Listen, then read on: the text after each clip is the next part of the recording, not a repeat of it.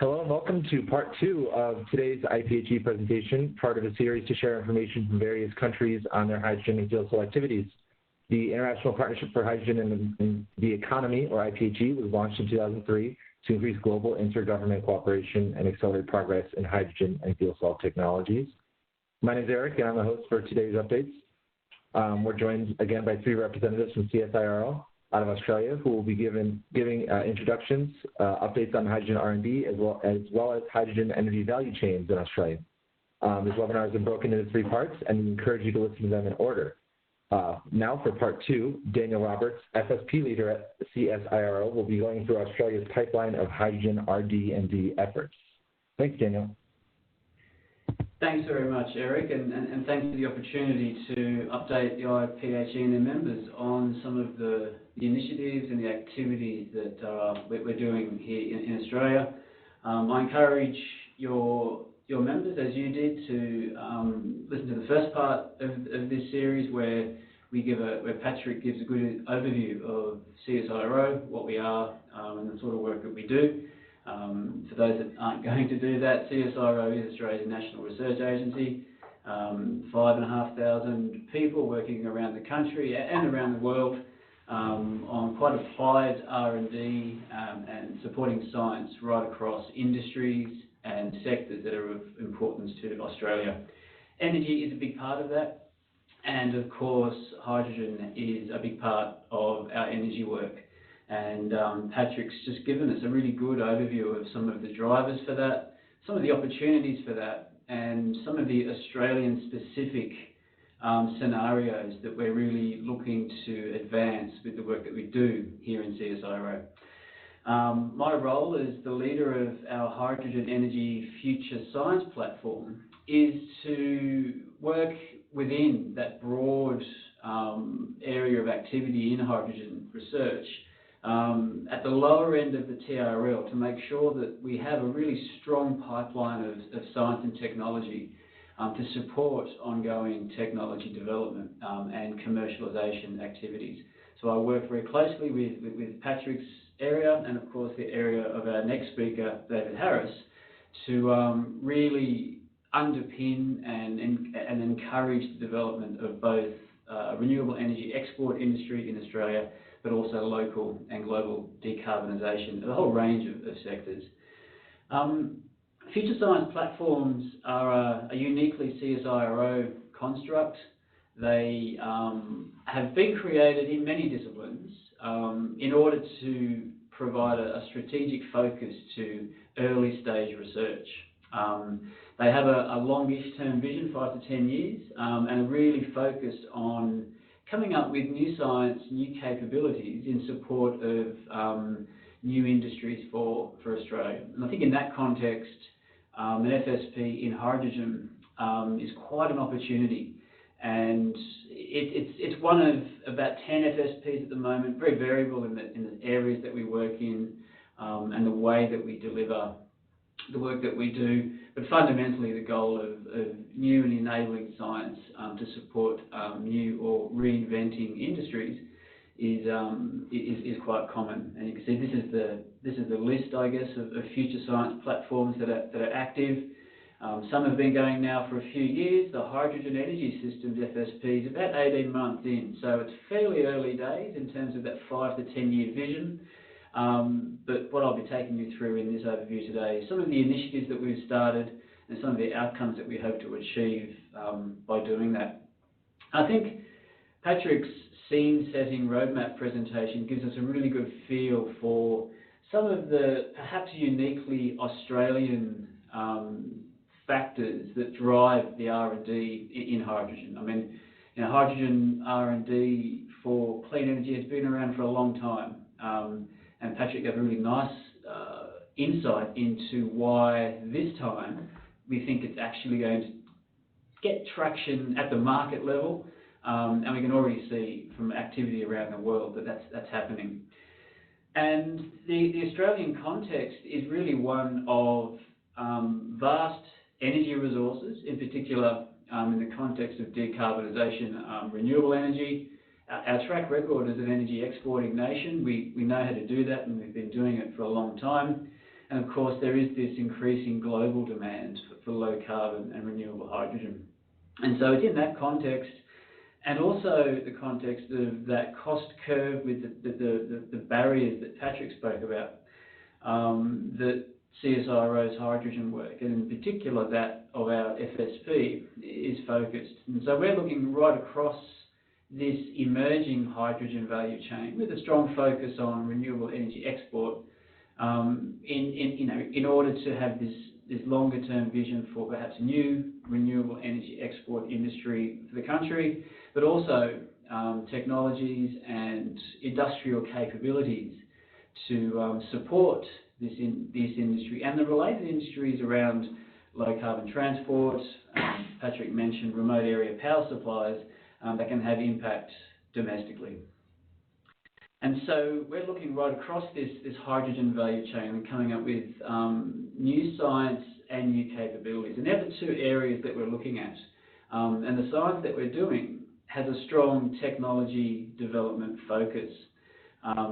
We're looking at hydrogen production, not so much in incremental advances to things like electrolysis, but looking at new ways of making hydrogen. I think there are some real opportunities to decrease the cost of production by removing process steps. And I think if the global demand for hydrogen is anywhere near what people are predicting, we're going to be needing a lot of different pathways to produce hydrogen, because a lot is going to be needed. And so we're looking at alternative pathways. We're exploring biological routes for hydrogen production, and some of these more advanced, quite high-risk science, I think, but if it pays off, it'll have a big impact.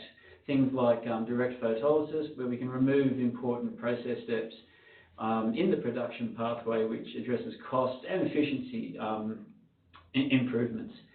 We're looking at some more bespoke applications for compression of hydrogen with a real application space in the small scale. And so this is where things like domestic and remote area hydrogen applications are enabled. I think some of the Australian context around, for example, natural gas pipelines for hydrogen distribution offer the opportunity for technologies to play a role in leveraging that, and also bringing hydrogen production and perhaps even refuelling into the home.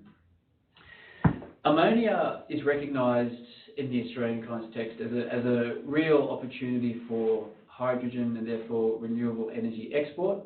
And again, we're looking at reducing the costs and increasing the efficiency of production of ammonia by removing a number of process steps that occur in that, and also looking at new pathways.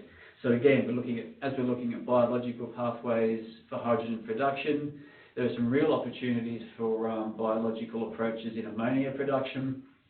And what that begins to do is bring together sectors that perhaps traditionally weren't.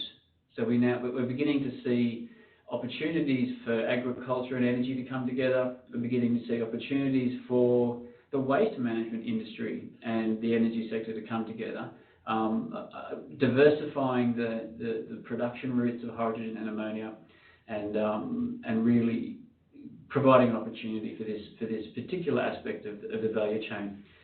Ammonia is not the only carrier, of course. There are many others, and we're beginning now to look at some of those and finding a way that we can bring sort of new technology pathways to the production and distribution of those. And really, those technologies have applications in the context of the energy export industry, but also domestically. Remote area applications we've spoken about, industrial applications for heat and reducing agents are also important.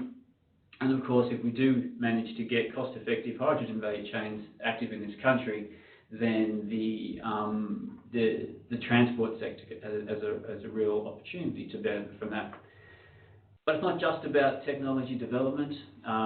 We really are interested in ensuring that the new industries that evolve from this process are kitted up, are well equipped to manage the transition and make the most out of it. And so we have projects looking at environmental impacts of some of these emerging systems.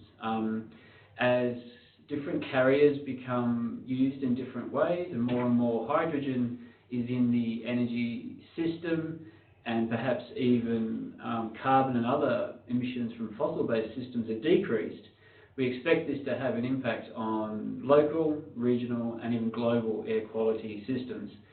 The chemistry of those systems is poorly understood from a hydrogen and hydrogen carrier perspective, so we're doing some work to better understand that chemistry and integrate it into these models.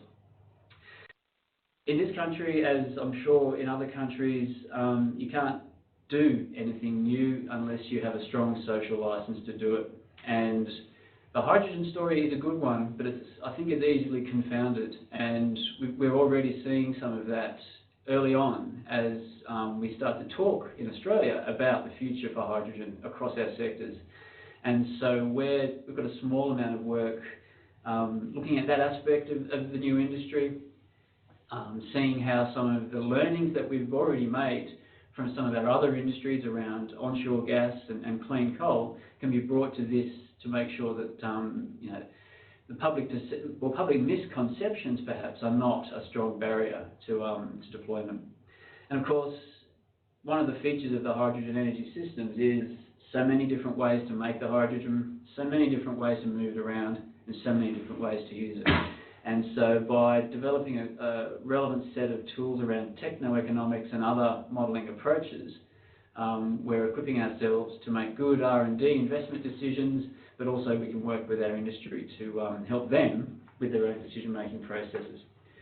And this is a strongly collaborative venture. Already we've got strong links in with local universities, we've got emerging links with universities in the UK and the US, and we're very keen to continue that work. And so as the IPHE members from around the world are listening to this, if any of this is resonating with you in terms of opportunities for secondments, placements, visiting researchers, or even collaborative projects, please get in touch.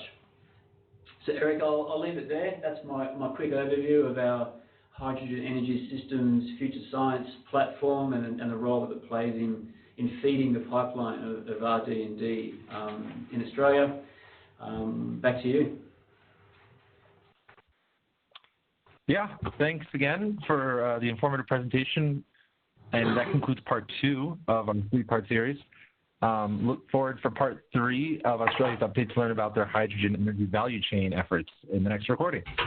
And as always, if you have any other questions, please be sure to visit the IPHE website at iphe.net. Cheers.